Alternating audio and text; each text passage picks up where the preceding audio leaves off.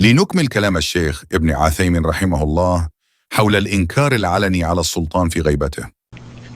ثم هناك فرق بين أن يكون الأمير أو الحاكم الذي تريد أن تتكلم عليه بين يديك وبين أن يكون غائبا، لأن جميع الإنكارات الواردة عن السلف إنكارات حاصلة بين يدي الأمير أو الحاكم، والذي ورد عن السلف كله في مقابلة الأمير أو الحاكم.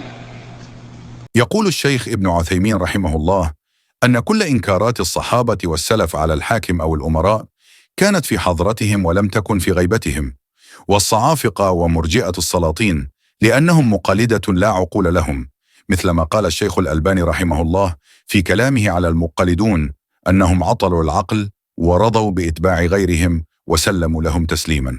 ولهذا هم تعصبوا لكلام الشيخ ابن عثيمين رحمه الله وجعلوا كلامه وكأنه وحي منزل، وسلموا حقا بأن الصحابة رضوان الله عليهم لم ينكروا في غيبة الحاكم، وهذا لجهلهم بالصحابة والسلف، كما كانوا يقولون من قبل أن الصحابة لم ينكروا على السلطان في حضرته. والشيخ ابن عثيمين رحمه الله أخطأ في نفيه لإنكارات الصحابة في غيبة السلطان، أو ربما نسي، لأن في دروسه مع طلابه ذكر 3 إنكارات للصحابة في غيبة السلطان والأمراء، وسوف نذكر لكم تلك الإنكارات بإذن الله بصوت الشيخ رحمه الله. إنكار الصحابي عبد الله بن مسعود رضي الله عنهما على الصحابي عثمان رضي الله عنه في غيبته. حدثنا قتيبة قال حدثنا عبد الواحد عن الأعمش قال حدثنا إبراهيم قال سمعت عبد الرحمن بن يزيد يقول صلى بنا عثمان بن عفان رضي الله عنه بمنى 4 ركعات، فقيل ذلك لعبد الله بن مسعود رضي الله عنه فاسترجع، ثم قال صليت مع رسول الله صلى الله عليه وسلم بمنى 2 وصليت مع أبي بكر رضي الله عنه بمنى 2 وصليت مع عمر بن الخطاب رضي الله عنه بمنى 2 فليت حظي من 4 ركعات 2 متقبلتان. ولما سئل ابن مسعود كيف تنكر على عثمان رضي الله عنه الإتمام وتصلي معه 4، قال إن الخلاف شر. فانظر إلى فقه الصحابة رضي الله عنهم في موافقة الإمام على ما فعل مع إنكارهم عليه لأن الخلاف مع الأئمة شر عظيم. ثم صار في آخر خلافته يصلي 4، وكان الصحابة يصلون خلفه مع إنكارهم عليه حتى إن ابن مسعود لما بلغه أنه صلى 4 استرجع وقال إنا لله وإنا إليه راجعون. فلا غرابة أن يدعوا 2 الواجبتين إلى واجب الاتباع، لا سيما وأنهم لاحظوا معنى آخر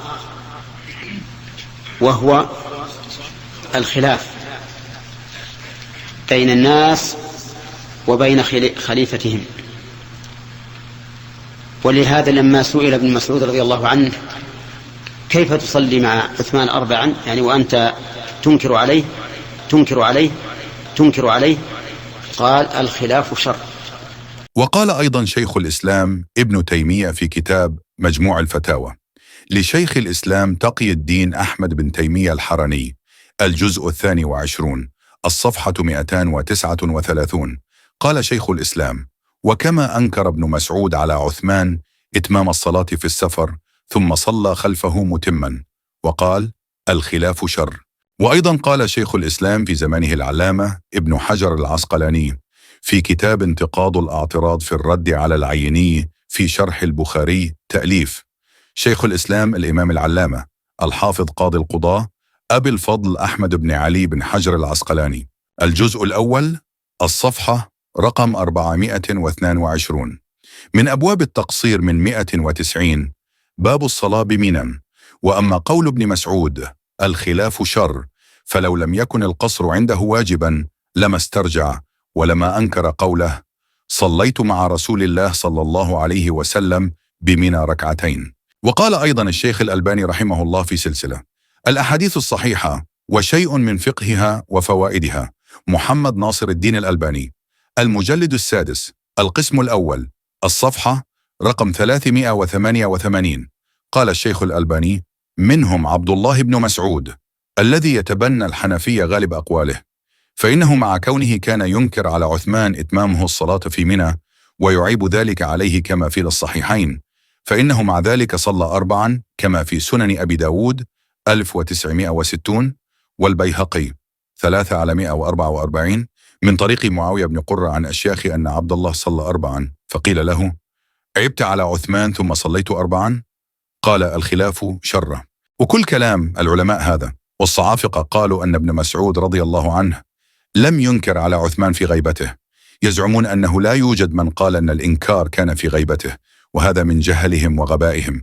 فنقول لهم: اسمعوا الراوي والشيخ ابن عثيمين ماذا يقولون. فقيل ذلك لعبد الله بن مسعود رضي الله عنه، حتى إن ابن مسعود لما بلغه أنه صلى 4 استرجع.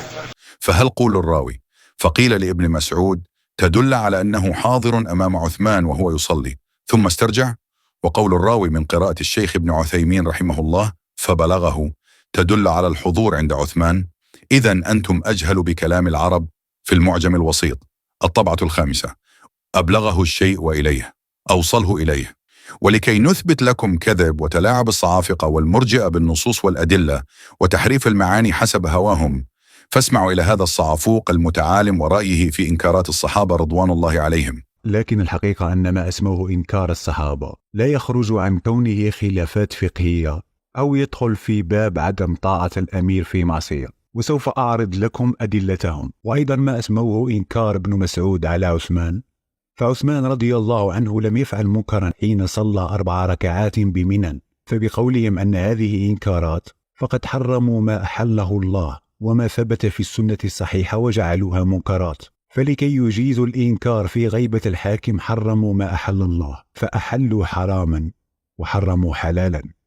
أولا قلت سموهم، فإن كنت تقصد أكابر العلماء مثل الشيخ الإسلام ابن تيمية وابن حجر والقرطبي وابن عثيمين والألباني إنكارا عليهم وتعييبا، فأنت خبيث مثل ما قال الشيخ ابن باز رحمه الله في الذي ينتقص من العلماء. ثانيا قولك خلافات فقهية، من قال بذلك قبلك من أكابر العلماء؟ من هو شيخك أو من هو سلفك؟ ثالثا قولك عدم طاعة الأمير في غير معصية، وهذا لأن عقلك الصعفوقي يظن أن الإنكار يكون إلا على المعاصي، فسيرد عليك العلماء فيما جهلته في غير فنك. رابعا قولك عثمان لم يفعل منكر، وهذا مثل ما سبق بسبب جهلك بماهية الإنكار. خامسا قولك أن قولهم أي أنك تقصد أكابر العلماء أنهم قالوا أنها إنكارات، وهي في زعمك ليست إنكارات، واتهمتهم أنهم حرموا ما أحل الله، وهذا اتهام خطير وتجني على العلماء وطعن فيهم، وهم الذين أعلم بحلال الله وحرامه. خمسا قولك أن الإنكار حرام، وهذا افتراء على دين الله وكذب، وحتى وإن زعمت أنك تقصد الإنكار في غيبة السلطان فإن الحرام يجب أن يكون له نص صحيح وليس ضعيف وحسن لغيره، وعليه جمهور الصحابة واتفق عليه جمهور علماء الأمة. وهذا أيضا طعن في الصحابة الذين صح عنهم في كتب الصحاح للإمامين البخاري ومسلم أنهم أنكروا، وأيضا طعن في أكابر العلماء الذين أقروا بذلك، ومنهم الشيخ ابن عثيمين الذي تستدل به في مقطعك المشؤوم. فإليك الرد أيها الصعفوق الخبيث، ونضيف كلام أكابر العلماء على ما سبق من كلام غيرهم، صعقا لكلام الصعافقة في كتاب الانتصار في المسائل الكبار على مذهب الإمام أحمد بن حنبل رحمه الله، تأليف أبي الخطاب محمود بن أحمد بن الحسن الكلوداني الحنبلي، الجزء الثاني مسائل الصلاة، الصفحة رقم 526. وروى أن عثمان صلى الظهر بمنى 4، فأنكر ابن مسعود ذلك وقال: قد صليت مع النبي وأبي بكر وعمر بمنى 2، فلما حضرت العصر قام فصلى 4، فقيل له: أنكرت ثم صليت 4، فقال: الخلاف شر. وهذا يدل على أنه أنكر على عثمان الأفضل ثم ترك عثمان في الجائز. فإن قيل لعل عثمان رضي الله عنه نوى الإقامة وابن مسعود من جنبه فصار مقيما حكما، قلنا: فلو كان ذلك لم يجوز له الإنكار، وهناك كلام للعلماء كثير، لو ذكرتهم كلهم لطال الكلام.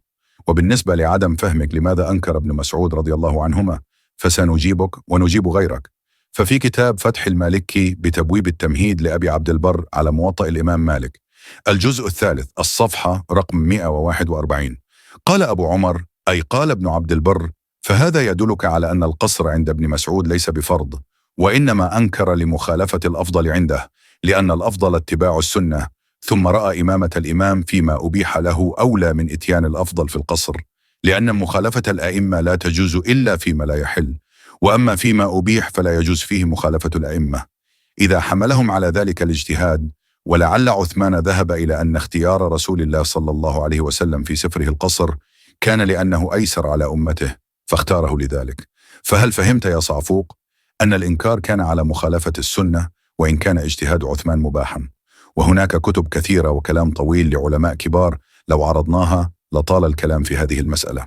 وهنا يتبين للمسلم التقي النقي أن هؤلاء السذج لا علم لهم ولا فهم عندهم، بل هم جماعة شربوا من بحر الهوى فوقعوا في قاع أهل الأهواء والبدع وطعنهم في العلماء والكذب عليهم.